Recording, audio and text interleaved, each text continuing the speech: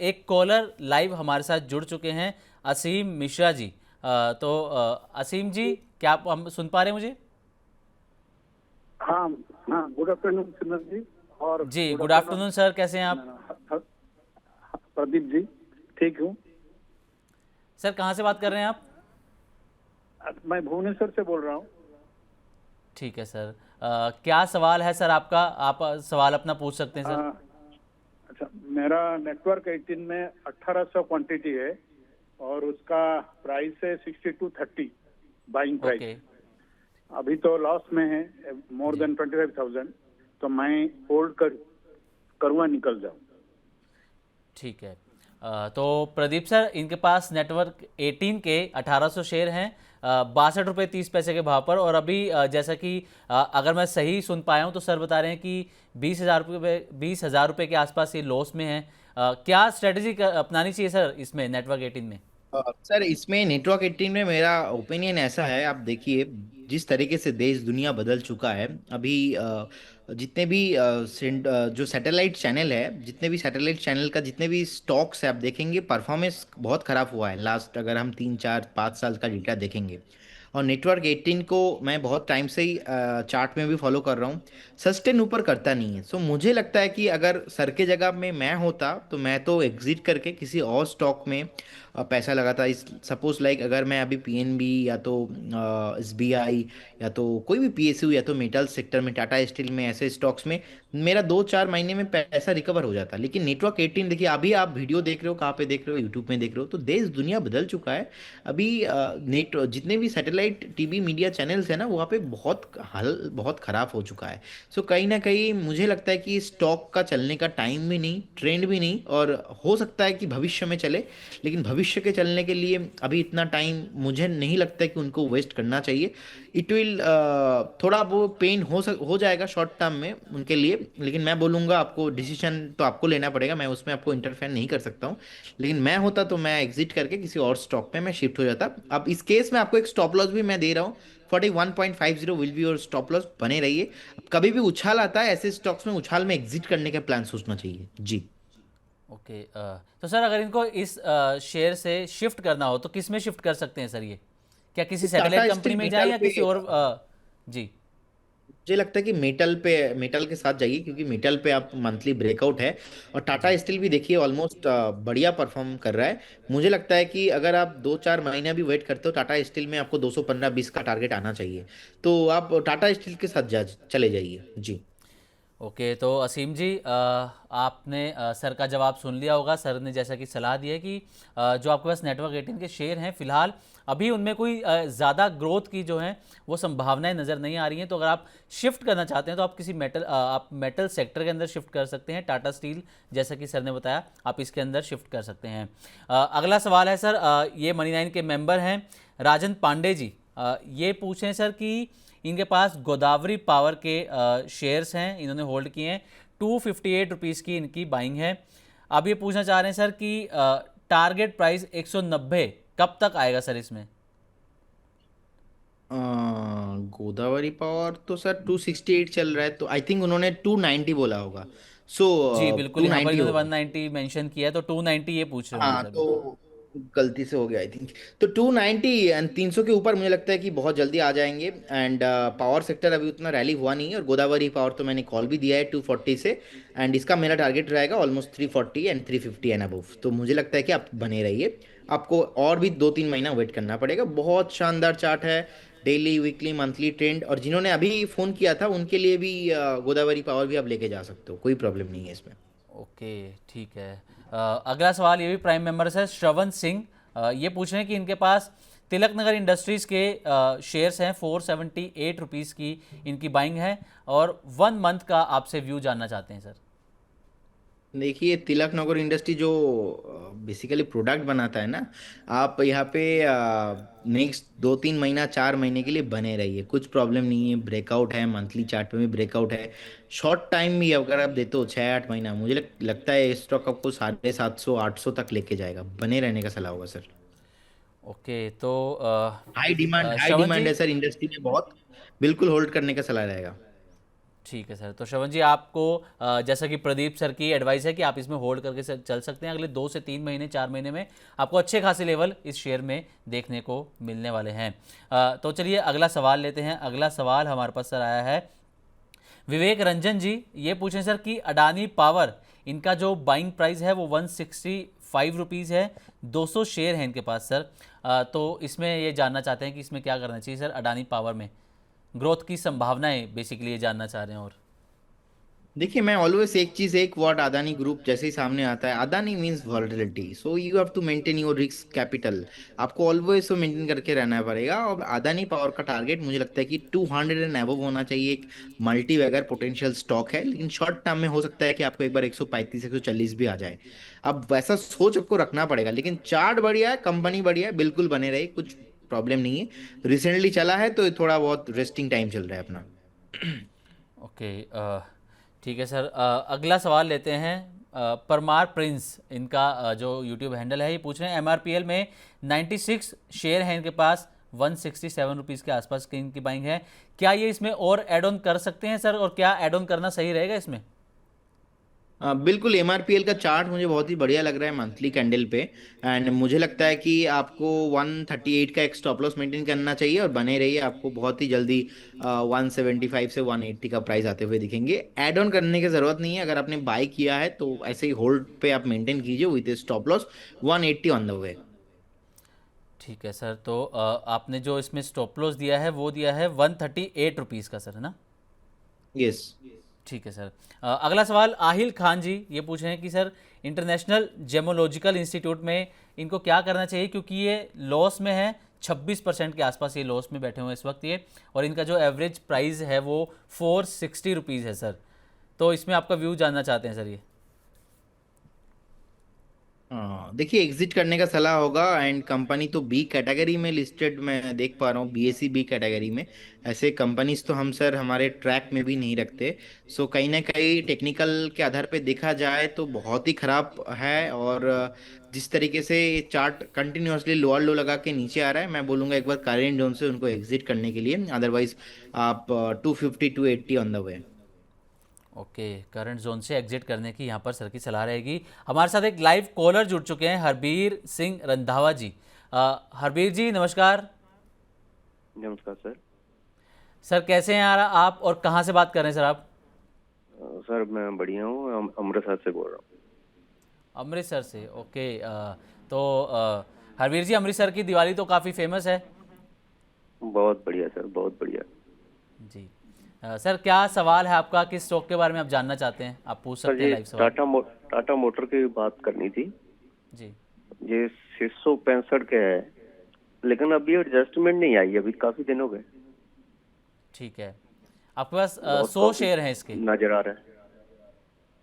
नहीं, मेरे पास एक ही है, एक ही चल रहा है अभी तक एक ही है। अच्छा, टाटा मोटर्स का एक शेयर है सर कि 100 शेयर हैं आपके पास, ये क्लियर कर दीजिए 100 शेयर है ना, लेकिन वो आके एडजस्ट नहीं ना हुआ हाँ जी, हाँ दूसरी जी, कंपनी ठीक है। से। ठीक है सर। तो सर प्रदीप सर, इनका सवाल यही है कि इनके पास टाटा मोटर्स के जो शेयर हैं एडजस्टमेंट अभी नहीं हुई है, 665 के भाव पर इनकी खरीदारी है, तो क्या करना चाहिए सर इनको? मैं एग्जैक्टली डेट बता नहीं पाऊंगा क्योंकि मैं कंपनी को होल्ड उतना करता नहीं जी। हूँ। बाकी टाटा मोटर्स में मैं पॉजिटिव व्यू है मेरा, और मुझे लगता है कि उनको तो बने रहना चाहिए। एडजस्टमेंट हो जाएगा उनका, ऐसा कुछ हो ही नहीं सकता कि एडजस्टमेंट डेट में एडजस्टमेंट नहीं होगा। मुझे स्पेसिफिक डेट देखना पड़ेगा, रिकॉर्ड डेट का क्या एडजस्टमेंट हुआ है, तो उसके लिए I need some time. Okay, ठीक है सर। तो हरवीर जी, आपको सर ने बता दिया है कि एडजस्टमेंट हो जाएगा, आपको घबराने की ज़रूरत नहीं है। हालांकि कंफर्म डेट हम आपको नहीं बता सकते, कंपनी की तरफ से ज़रूर मेंशन की होगी, तो फिलहाल आपको घबराने की इसमें ज़रूरत नहीं है। अगला सवाल सर, ठाकुर साईनाथ जी, आईडीबीआई बैंक, इस पर आपका नज़रिया चाहते हैं सर ये। देखिए, मुझे लगता है कि आईडीबीआई बैंक को होल्ड रखना चाहिए। और डेफिनेटली जिस तरीके का यहाँ पे कारोबार हो रहा है, एक बार 90 तक जाने का हाई पॉसिबिलिटीज बन रहा है, तो बिल्कुल बने रहिए। ओके, आईडीबीआई बैंक में यहाँ पर बने रहने की आपको सलाह रहेगी। और सर एक सवाल जो हमारे पास आया है मिर्ज़ा आईडीबीआई यामीन जी बैंक का। बोला? आईडीबीआई बैंक बोला? जी सर, अच्छा, आईडीबीआई बैंक। ओके। सो आईडीबीआई बैंक, एक सेकंड। आईडीबीआई बैंक पे मुझे लगता है कि बने रहना चाहिए, इसमें भी 125 130 गया। मैंने आईडीएफसी सुना था, सॉरी। नहीं नहीं, आईडीबीआई बैंक जी जी। ठीक है सर, अगला सवाल मिर्ज़ा यामीन जी का है। ये पूछे हैं वोडाफोन आइडिया में क्या करना चाहिए सर। इनके पास 15,000 शेयर हैं और ₹7.48 की इनकी बाइंग है। हालांकि अब तो जितनी स्टॉक में तेज़ी आई है कल, तो प्रॉफिट में ही है, लेकिन फिर भी आपकी राय चाहते हैं सर, क्या करना चाहिए इनको।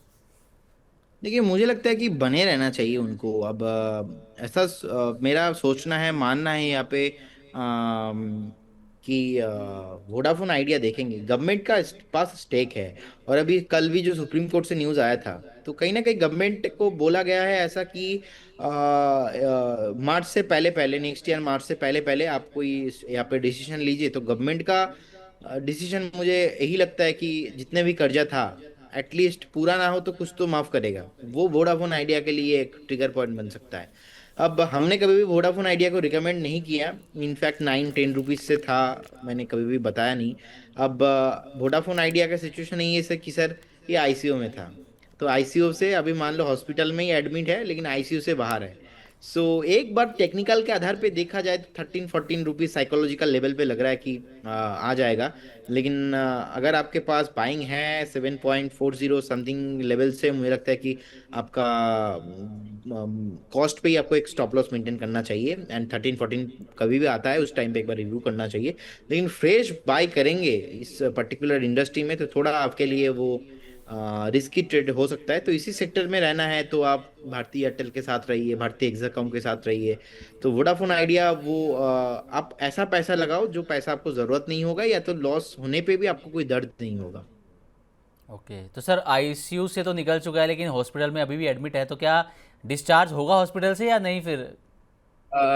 पॉसिबल है। देखिए, मैं हमेशा यही बोलता हूँ कि आपका फोकस वहाँ पे होना चाहिए जहाँ पे गवर्नमेंट ऑफ इंडिया का फोकस है। तो गवर्नमेंट ऑफ बिल्कुल। इंडिया खुद 49% स्टेक लेके रखा है। सो ऑब्वियसली अब देखेंगे उस टाइम का जो डेट था वोडाफोन आइडिया का, 2,10,000 करोड़ के आसपास, जो 36,000 37,000 के करोड़ के आसपास का रिड्यूस हुआ था उस टाइम पे, गवर्नमेंट जैसे ही शिफ्ट किया तो कहीं ना कहीं वो आया था 1,70,000 के अप्रोक्स। तो अभी भी देखा जाए, आप देखोगे नॉर्मली, आप मनी नाइन के ऑफिस से बाहर निकल के आप देखोगे मैक्सिमम लोगों के पास या तो है एयरटेल या तो है जियो। ठीक है, वोडाफोन आइडिया बहुत कम लोग मिलेंगे, ऐसा नहीं कि नहीं है बहुत कम है। मेरे इलाका में ही मतलब जितने भी वोडाफोन आइडिया का स्टोर था आज से 5 साल 7 साल पहले, सब अभी एयरटेल नहीं तो जियो हो चुका है। तो कहीं ना कहीं कंपनी प्रॉफिट करेगा कि नहीं वो बात का बात है। अब ऑब्वियसली मार्केट पहले से रिएक्ट करता है, सेंटीमेंट पे मार्केट रिएक्ट करता है। तो अगर गवर्नमेंट का नेक्स्ट अनाउंसमेंट कुछ आता है कि नहीं भाई साहब आपका इतना करोड़ का हमने कर्जा माफ कर दिया और इतना आपको देना नहीं है, तो कहीं ना कहीं वो वोडाफोन आइडिया के लिए पॉजिटिव ट्रिगर बनेगा फ्यूचर में जाके। लेकिन उसके आधार पे आपका मेहनत का पैसा आप लगा दोगे, वो तो मैं मानूंगा नहीं। तो इसीलिए मेरा कहना वही है सर कि आपको निवेश उतना पैसा करना चाहिए जो पैसा आपको जरूरत नहीं है। ओके, ठीक है सर। अगला सवाल जो मनी नाइन के भी मेंबर हैं, शिवकांत ओझा जी, ये सर आपसे पूछ रहे हैं कि 1 से 3 हफ्ते के लिए कोई 2 स्टॉक्स बता दीजिए अच्छे से। देखिए, 1 से 3 हफ्ता कहाँ पे? ओके, 1 से 3 हफ्ता, एक सेकेंड, आपके गेस्ट कोऑर्डिनेटर का फोन आ रहा है मुझे, पता नहीं क्यों। सो देखिए, अभी मुझे लगता है कि 1 से 3 हफ्ते में आप कहीं ना कहीं पीएसयू एंड मेटल के साथ जाइए। टाटा स्टील मुझे लगता है कि one of the best stock हो सकता है, और एंड आप पीएसयू बैंक के साथ जाइए। अभी कैनरा बैंक भागा नहीं है ठीक ठाक, तो मुझे लगता है कि कैनरा बैंक देखिए, अभी 128 129 के आसपास का प्राइस है। सो कहीं ना कहीं देखा जाए तो एक बार ये स्टॉक आपको 165 170 का टारगेट आ सकता है।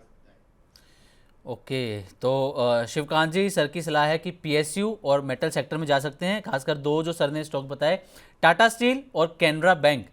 इन दो में, जैसा कि आपने पूछा कि 1 से 3 हफ्ते के लिए, तो इन दो शेयर्स में आप दाव लगा सकते हैं।